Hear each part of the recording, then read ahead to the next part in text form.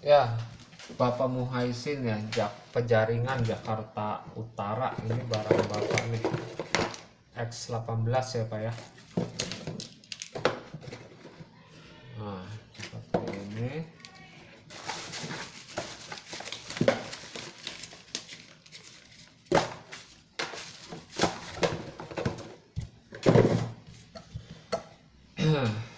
Ini Bapak ya, kabel merah ke merah, kabel hitam ke hitam, jangan terbalik ya. Pastikan dalam keadaan tombol genset 0 itu mati, 1 itu nyala ya.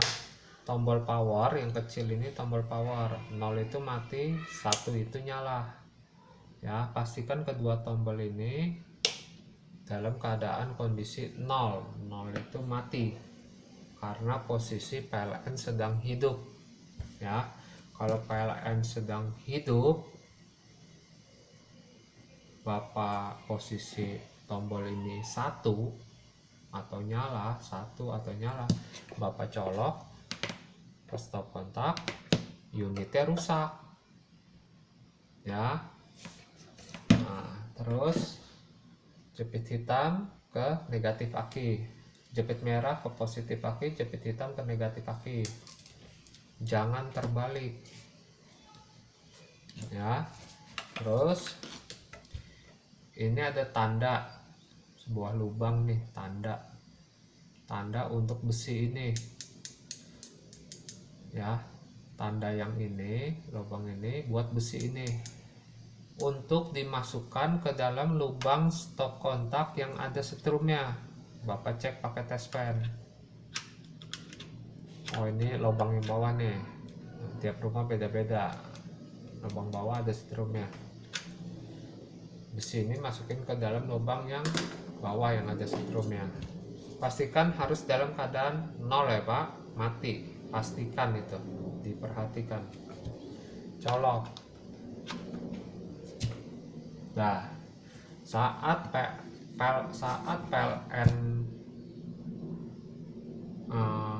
PLN padam, maksudnya saat PLN padam, saat PLN mati ya, turunin MCB KWH meteran yang di luar rumah tuh, yang pusatnya.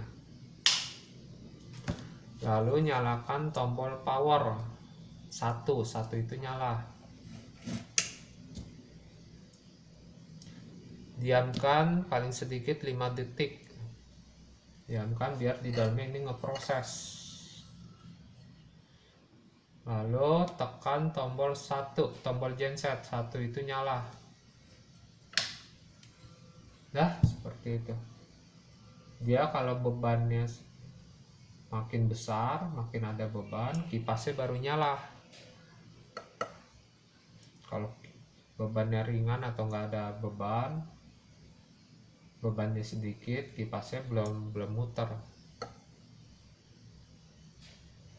Nah, saat PLN sudah hidup kembali, matikan tombol power, 0 itu mati. Tombol genset, tombol genset 0 itu mati. Lalu lanjutkan ke tombol power, 0 itu mati. Baru setelah itu naikkan MCB KWH meteran yang di luar rumah. Udah, jadi saat PLN padam maininnya tombol aja, nggak usah tarik-tarik kabel, standby begini.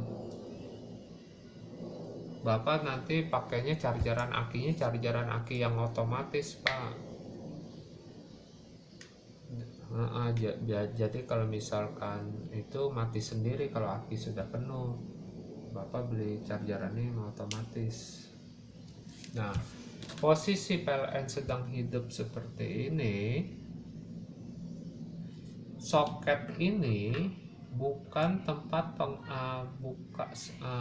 ada soket ini adalah stabilizer,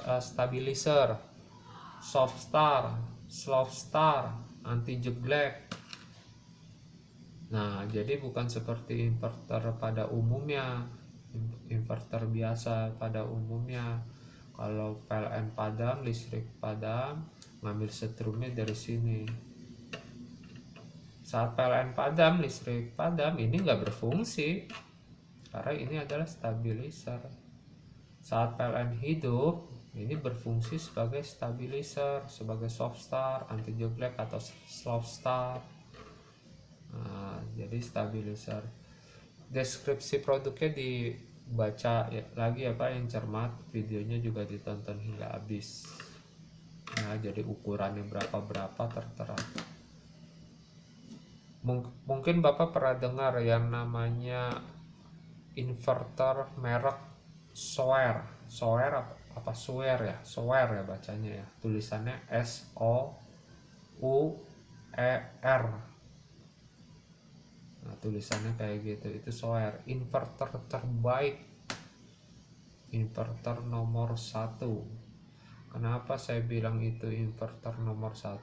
Karena itu inverter tidak banci, nggak banci. Jadi kalau misalkan 500 watt benar-benar 500 watt, kalau 1000 watt benar-benar 1000 watt. Komponennya dalamnya juga berkualitas semua.